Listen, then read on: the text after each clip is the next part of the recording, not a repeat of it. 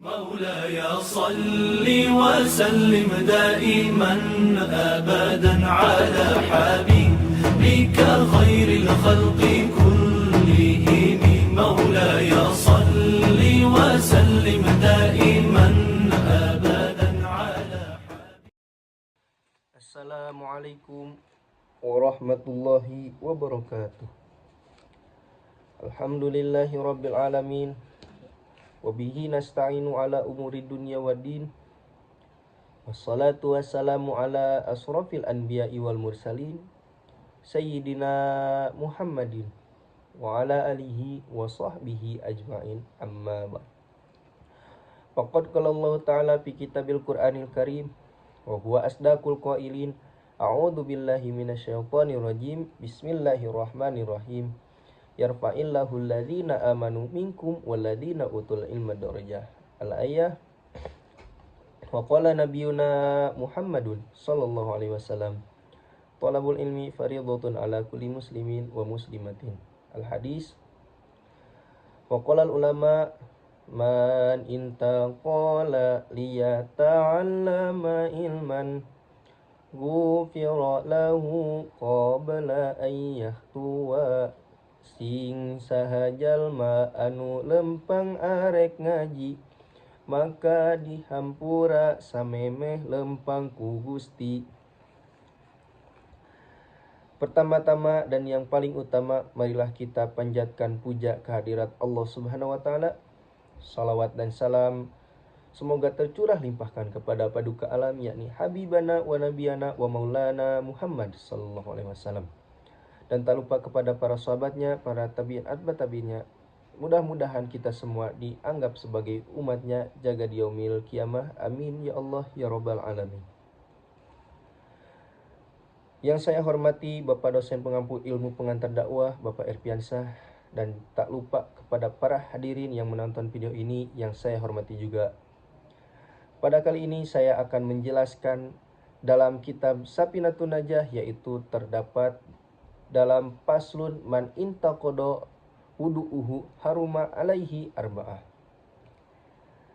Dalam kitab Safinatun Najah, haram bagi orang yang tidak mempunyai wudu, haram melakukan 4 perkara. Yang pertama adalah haram sholat, dan yang kedua adalah haram thawaf, dan yang ketiga adalah haram memegang Al-Quran, dan yang keempat adalah haram membawa Al-Quran. Kita bahas satu terlebih dahulu. Yang pertama adalah haram sholat. Haram sholat bagi orang yang tidak mempunyai wudu. Ketika kita mau melakukan sholat, maka kita harus wudu terlebih dahulu. Karena wudu ini merupakan salah satu ke dalam syarat sahna sholat. Yang mana syarat sahna sholat, yaitu salah satunya adalah kita harus mempunyai wudu.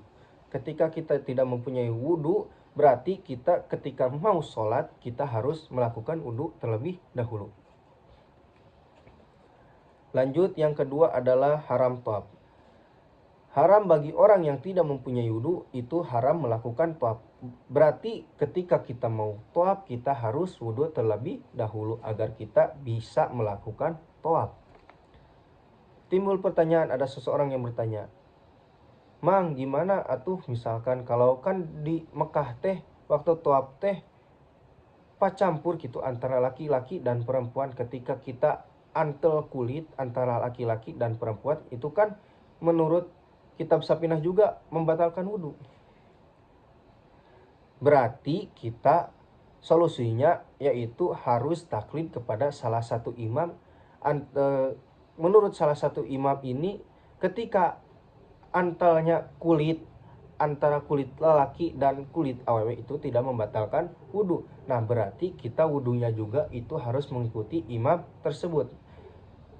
Tidak boleh kita taklid kepada misalkan wudunya kepada Imam Syafi'i, pembatalan wudunya mengikuti Imam Maliki, itu tidak boleh. Karena tidak boleh melakukan taklid beberapa imam digabung. Misalkan seperti tadi contohnya, wudunya mengikuti Imam Syafi'i, pembatalannya mengikuti Imam Maliki, itu tidak boleh.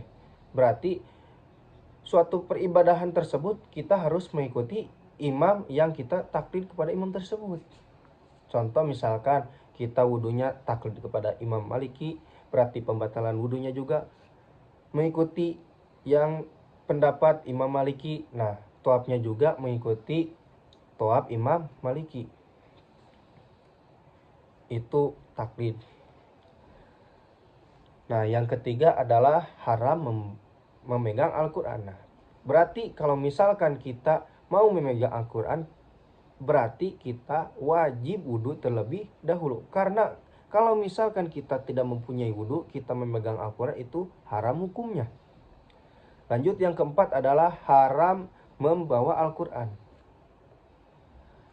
Tatkala kita mau membawa Al-Quran, misalkan kita mau membawa Al-Quran, berarti ketika kita tidak mempunyai wudhu terlebih dahulu, berarti kita harus mempunyai wudhu terlebih dahulu agar kita tidak haram membawa Al-Qurannya. Timbul ada pertanyaan, mang misalkan gimana atuh darurat ini mah Al-Quran teh aya tergeletak di tengah jalan, barijeng teu aya sasaha.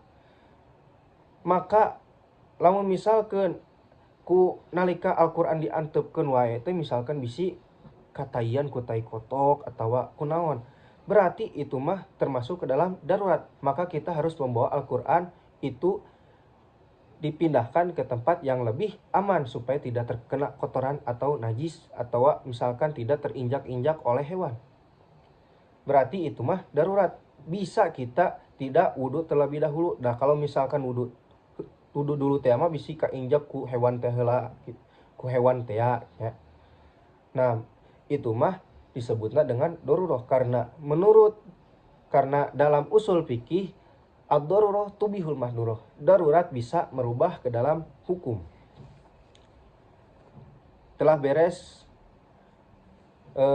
pembahasan kepada orang yang tidak mempunyai wudhu itu haram melakukan apa aja.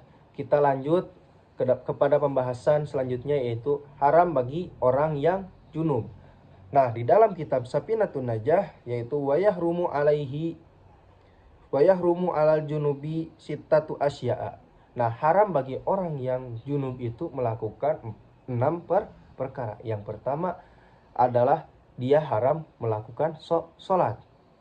Nah, jika dia mau melakukan sholat tapi dalam keadaan junub, berarti dia harus menghilangkan hadas besarnya, yaitu dengan mandi wajib, dan menghilangkan hadas kecilnya, yaitu dengan wudhu. Junub itu apa? Junub itu keluar air papang raos, atau misalkan ketika kita sudah berhubungan suami istri. Nah, itu dinamakan dengan junub. Mang gimana atuh misalkan kita teh kan mau sholatnya. Nah, terus kita teh itikaf dulu nih. Itikafnya tuh tidur sambil duduk. Nah, kan kalau tidur sambil duduk itu tidak membatalkan wudhu. Nah, ada tata caranya juga, nanti misalkan dibahas insya Allah pertemuan berikutnya. Nah, pada waktu tidur itu kita mimpi jima sampai keluar air mani misalkan, maka kita itu berarti termasuk ke dalam junub. Kumaha atuh urang terek sholat, berarti kita harus mandi wajib terlebih dahulu. Nah, setelah mandi wajib, walaupun kita tidak menyentuh alat vital kita atau menyentuh bagian yang membatalkan wudhu, disunahkan kita terlebih dahulu, atau dianjurkan, sunah muakkad dianjurkan wudhu lagi terlebih dahulu sebelum sholat. Karena takut ada misalkan kita gitu, malahan sunah nanti bisa jadi wajib, karena perkara yang menyempurnakan ke dalam wajib itu hukumnya wajib. Dilanjut, beres haram yang pertama dilakukan oleh orang yang junub. Yang kedua adalah haram toab. Nah, toab ini haram bagi orang yang dalam keadaan junub. Nah, misalkan kalau kita mau toab, kita berarti harus mandi wajib terlebih dahulu. Misalkan kita beres hadas besarnya, hadas kecilnya belum beres. Nah, berarti kita harus wudhu terlebih dahulu sebelum melakukan toab tersebut. Dilanjut, yang ketiga adalah haram memegang Al-Quran. Nah, ketika kita dalam keadaan junub, kita haram memegang Al-Quran. Nah, misalkan kalau darurat tadi sudah diceritakan sama dengan wudhu, karena darurat adalah bisa merubah terhadap hukum. Nah, lanjut yang keempat adalah haram membawa Al-Quran. Nah, misalkan darurat kayak tadi sama dikiaskan saja dengan wudhu tadi. Nah, lanjut yang kelima adalah haram diam di masjid. Nah, misalkan ada seseorang yang lagi junub, dia malah berdiam di masjid, maka itu haram hukumnya. Kalau misalkan dia mau itikaf tapi dia dalam keadaan junub, maka dia harus mandi wajib terlebih dahulu. Nah, yang keenam adalah haram membaca Al-Quran. Haram bagi orang yang junub itu haram membaca Al-Quran. Nah, ketika kita dalam keadaan junub, kita mau membaca Al-Quran, maka kita harus mandi wajib terlebih dahulu. Jadi, alhasil kesimpulannya adalah ketika kita tidak mempunyai wudhu, maka kita haram melakukan 4 perkara. Dan ketika kita dalam keadaan junub, berarti kita haram melakukan 6 perkara. Solusinya bagaimana? Tadi sudah dijelaskan. Kalau misalkan kita tidak mempunyai wudhu, kita mau melakukan di antara 4 perkara tersebut, maka kita harus wudhu terlebih dahulu. Begitupun keadaan junub. Kalau misalkan kita dalam keadaan junub, kita haram melakukan 6 perkara. Kalau misalkan kita mau melakukan 6 perkara tersebut, kita harus mandi wajib terlebih dahulu karena untuk menghilangkan hadas besar. Sekian pembahasan dalam kitab Safinah. Mohon maaf bila ada kekurangannya, dan mohon maaf bila banyak kekurangannya, karena kebenaran hanya milik Allah. Kalau kesalahan itu ada dalam kebodohan diri saya. Wabillahi taufiq wal hidayah. Assalamualaikum warahmatullahi wabarakatuh.